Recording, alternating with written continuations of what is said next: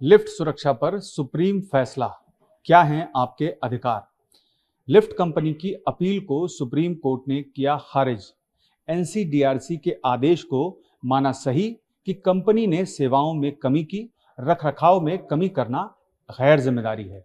2003 में लिफ्ट हादसे में मारे गए एक रॉ ऑफिसर विपिन हांडा के परिवार को 3 करोड़ से ज्यादा रुपए का मुआवजा देने का फैसला सुप्रीम कोर्ट ने बरकरार रखा। सर्वोच्च अदालत ने स्पष्ट किया कि सुरक्षा एक बुनियादी आश्वासन है जो हर लिफ्ट में मिलना चाहिए। मैं पीयूष पांडे आपको बताता हूं कि लिफ्ट में चलने के दौरान आपके क्या अधिकार हैं। भारतीय कानून और सुप्रीम कोर्ट के हालिया फैसलों के अनुसार लिफ्ट उपयोगकर्ता को सुरक्षित यात्रा का मौलिक अधिकार है, जिसमें निर्माता, रखरखाव एजेंसी और भवन मालिक सभी संयुक्त रूप से जिम्मेदार होते हैं। यात्रियों को एक सुरक्षित परिवहन, नियमित रखरखाव और दुर्घटना की स्थिति में मुआवजे का कानूनी अधिकार प्राप्त है। कानूनी सुरक्षा और जवाबदेही, समान वाहक यानी कॉमन कैरियर। सुप्रीम कोर्ट के निर्देशानुसार लिफ्ट को एक सार्वजनिक परिवहन माना गया है, जहां यात्रियों की सुरक्षा की पूरी जिम्मेदारी प्रबंधन की होती है। संयुक्त देयता, लिफ्ट में दुर्घटना होने पर पीड़ित व्यक्ति निर्माता, मेंटेनेंस कंपनी और बिल्डिंग मालिक से बाकायदा मुआवजे या हर्जाने की मांग कर सकता है और ये उसका अधिकार है। अनिवार्य सुविधाएं, राज्य के नियमों और मानकों के अनुसार लिफ्ट में auto rescue device, emergency bell, पर्याप्त रोशनी और संचार सुविधा होना आवश्यक है। उपभोक्ता का अधिकार, मुआवजा पाने का हक। लापरवाही के कारण लिफ्ट हादसे में चोट लगने या जान जाने पर आर्थिक और मानसिक क्षति के लिए मुआवजा पाने का कानूनी अधिकार है। ये आश्रितों को भी है और चोट लगने पर व्यक्ति को भी। सुरक्षा मानक, हर उपभोक्ता को बिना डर के सुरक्षित सफर करने का हक है और इसके लिए समय पर सर्विसिंग कराना बिल्डर व मेंटेनेंस कंपनी की कानूनी बाध्यता है। अनिवार्य आपातकालीन उपकरण, नियमों के तहत हर लिफ्ट में आपातकालीन बेल यानी इमरजेंसी बेल, सीसीटीवी कैमरा, पर्याप्त रोशनी और बाहरी दुनिया से संपर्क करने के लिए एक कम्युनिकेशन लाइन जैसे इंटरकॉम या टेलीफोन का होना अनिवार्य है। ऑटो रेस्क्यू डिवाइस यानी एआरडी, बिजली कटने या तकनीकी खराबी आने पर लिफ्ट बीच में ना फंसे, इसके लिए उसमें एआरडी सिस्टम होना चाहिए जो लिफ्ट को नजदीकी फ्लोर पर लाकर उसके दरवाजे स्वतः खोल देता है। उचित रखरखाव और कानूनी फिटनेस का अधिकार यानी नियमित सर्विसिंग, निवासियों को यह जानने का अधिकार है कि लिफ्ट का सालाना रखरखाव अनुबंध यानी एनुअल मेंटेनेंस कॉन्ट्रैक्ट वैध है या नहीं है। ओरिजिनल पार्ट्स का उपयोग, मेंटेनेंस कंपनियों को मरम्मत के दौरान केवल ओरिजिनल और प्रमाणित पार्ट्स का उपयोग करना होता है ताकि यात्रियों की जान जोखिम में ना पड़े। लाइसेंस और प्रमाणीकरण, प्रत्येक राज्य के लिफ्ट नियमों जैसे उत्तर प्रदेश लिफ्ट एक्ट के तहत लिफ्ट का संचालन करने के लिए स्थानीय प्रशासन से वैध लाइसेंस और फिटनेस सर्टिफिकेट होना आवश्यक है। जस्टिस पीएस नरसिम्हा और जस्टिस आलोक आराधे की पीठ ने ओटिस एलिवेटर कंपनी लिमिटेड की अपील खारिज कर दी थी और राष्ट्रीय उपभोक्ता विवाद निवारण आयोग यानी एनसीडीआरसी के आदेश को बरकरार रखा था।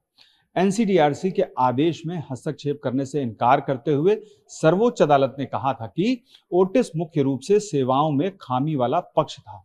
जो पक्ष वाहन की प्रकृति वाली किसी मशीन का पूरा रखरखाव करता है, उसकी अपने यूजर्स के प्रति देखभाल की अधिक जिम्मेदारी होती है। ओटिस उस खराबी से अनजान नहीं थी जिसकी वजह से दुर्घटना हुई थी। शीर्ष अदालत ने फैसले में कहा था कि लिफ्ट आज के शहरी जीवन का एक जरूरी हिस्सा बन गई है, क्योंकि जगह की कमी, उपलब्धता के कारण शहर क्षैतिज के बजाय लंबवत बढ़ रहे हैं। इसलिए लिफ्ट को वर्टिकल ट्रांसपोर्टेशन के एक जरिए के तौर पर पहचाना जाना जरूरी है। व्यापक तौर पर ऑपरेटर को पैसेंजर को एक फ्लोर से दूसरे फ्लोर तक ले जाने और सुरक्षित बाहर निकालने की अधिक जिम्मेदारी ली जानी चाहिए। 20 मार्च 2003 को 46 वर्षीय निदेशक विपिन हांडा दिल्ली के लोधी रोड पर रॉ ऑफिस में बैठक खत्म कर दूसरे अधिकारियों के साथ 12वें फ्लोर से नीचे आ रहे थे। तब लिफ्ट 7वीं और 6ठी मंजिल के बीच रुक गई। होंडा से ठीक पहले एक व्यक्ति को बचा लिया गया था, जबकि बाकी लोग 6ठी मंजिल पर लिफ्ट खुलने पर बाहर निकल गए। एक तकनीकी समिति ने नतीजा निकाला था कि वोल्टेज में उतार चढ़ाव के कारण लिफ्ट रुक गई थी। इसके अलावा जब होंडा को बचाया जा रहा था तो किसी ने 11वीं मंजिल पर जाकर लिफ्ट के ब्रेक रिलीज कर दिए थे, जिससे लिफ्ट नीचे चली गई। 2005 में विपिन हांडा की पत्नी रशिम और उनके 2 बच्चों सृष्टि व क्षितिज ने एनसीडीआरसी में शिकायत की थी। आयोग का कहना था कि ब्रेक रिलीज करना ही दुर्घटना का एकमात्र कारण था। इसके अलावा उसने ओटिस को बिना वोल्टेज स्टेबलाइजर के लिफ्ट लगाने और रॉ को स्टेबलाइजर पर जोर नहीं देने व निर्माता के विरुद्ध मिली शिकायतों पर ध्यान नहीं देने का दोषी ठहराया था। आयोग ने ओटिस, रॉ और सैन्य इंजीनियर सेवा को होंडा के परिवार को मुआवजा देने का निर्देश दिया था।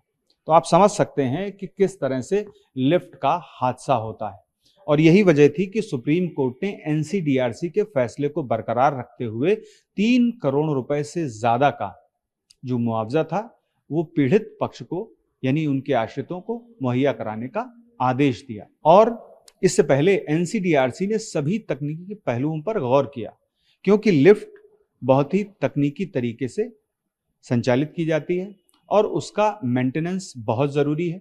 सुप्रीम कोर्ट ने अपने फैसले में यही स्पष्ट किया कि अधिकार क्या हैं लोगों के। हालांकि विभिन्न राज्यों में अलग अलग कानून हैं जिसमें ये बड़े स्पष्ट तौर पर कहा गया है कि मेंटेनेंस अनिवार्य है और इसकी अनिवार्यता के पूरा किए बिना लिफ्ट का संचालन नहीं किया जा सकता किसी भी बिल्डिंग में। और ऐसे में व्यक्ति का ये अधिकार है कि अगर वो लिफ्ट में फंस जाए तो उसके पास एक बेल हो, जो इमरजेंसी बेल होती है, वो क्लिक करके ये स्पष्ट कर सके कि हाँ कोई लिफ्ट में फंसा है। इसके अलावा एक ऐसा कम्युनिकेशन मीडियम हो, माध्यम हो, जिसके जरिए बाहर बिल्डिंग के व्यक्ति है या बिल्डिंग में कोई व्यक्ति है तो उससे संपर्क साध सके और खुद का बचाव कर सके। इसके अलावा लिफ्ट गिरने जैसी घटनाओं में लगातार इसलिए भी बढ़ोतरी हो रही है क्योंकि मेंटेनेंस में ध्यान नहीं दिया जाता, और मेंटेनेंस को चेक करना हर एक बिल्डिंग में रहने वाले व्यक्ति का अधिकार है। वो सोसाइटी से बाकायदे इस बारे में जांच पड़ताल कर सकता है, पूछ सकता है, और अगर मेंटेनेंस नहीं किया जा रहा है तो इस बारे में शिकायत कर सकता है, क्योंकि हर राज्य में कानून है। और सुप्रीम कोर्ट का एक अहम फैसला है जिसमें यह साफ किया गया है कि गैर जिम्मेदाराना व्यवहार यानी कि लिफ्ट का मेंटेनेंस नहीं किया जाना मुआवजा देने के लिए बाध्य होता है वो व्यक्ति जो जिम्मेदारी अपनी ठीक से निर्वहन नहीं कर रहा। पीयूष पांडे, टीवी 9 भारतवर्ष, नई दिल्ली।